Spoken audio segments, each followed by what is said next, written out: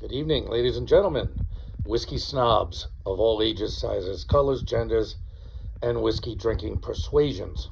As you can see on the bed tonight, we have got this is the Micks cheap whiskey review number 36, the world famous Grand Macnish. I'm kidding.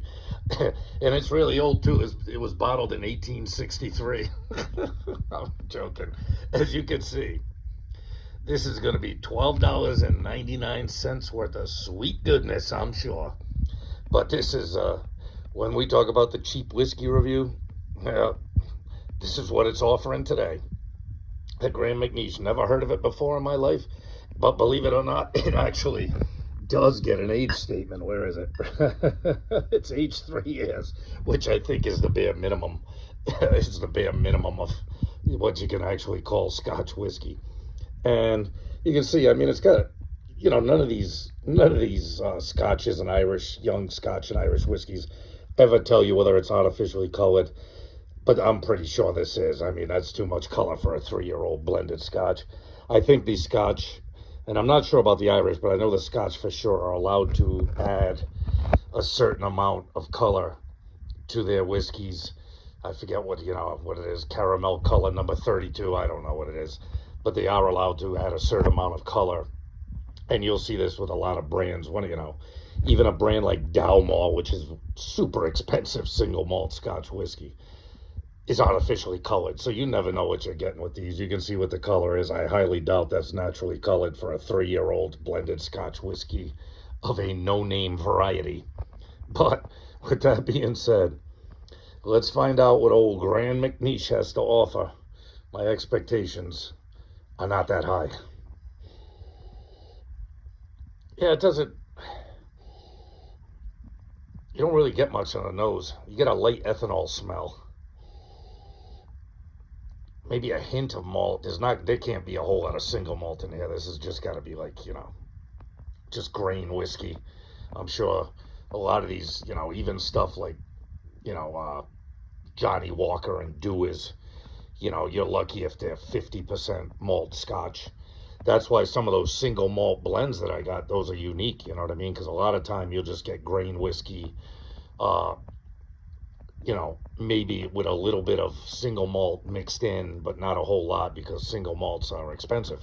And just mass production grain whiskey is cheap. And there are a lot of distilleries in Scotland that's all they do is mass produce grain whiskeys for the blending market. And I'm sure Grand Macnish is one of them. So yeah, you get maybe you almost get a hint of sweetness, maybe a tiny hint of fruit, and I do mean tiny. There's not a lot of ethanol on it, but there's also not a lot of like that good single malt goodness that you get from a nice Scotch whiskey. It doesn't have, you can always tell something that's got single malts in it because that grain is just up front. You know what I mean? This is just kind of subtle all around. A little bit of sweetness. There's not a whole lot going on here, but for $12.99, yeah, I wouldn't expect a whole lot to be going on. Well, down the gullet it goes.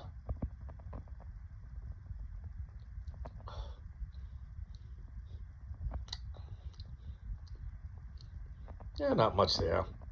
I mean, it's not offensive, and it's actually, I don't know if you can see them. It's actually it had some decent legs coming down the glass for cheap whiskey.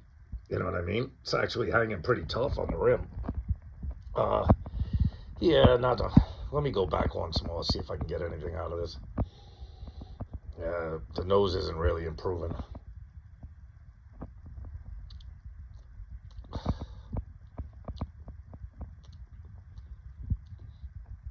Yeah, yeah, it's got a little bite to it on the flavor. It's definitely not smooth and well rounded. I can tell you that much. It doesn't really offer a lot, except I'm getting the bourbon barrel spice at the back end. That's probably the most pronounced note you're getting out of it. It's sweet enough.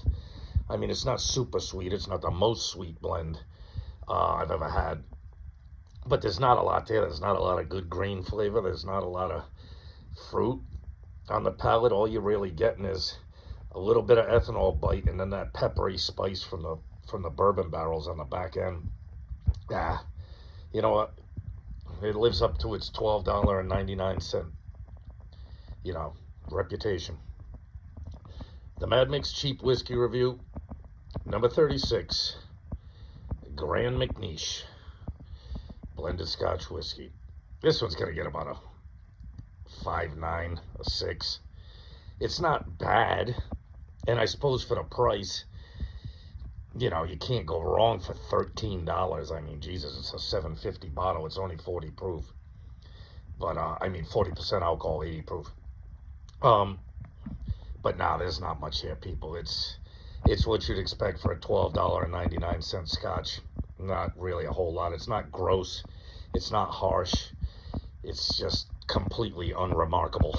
You know what I mean? That's what I put this as. So, remember, people, I drink cheap whiskey so you don't have to.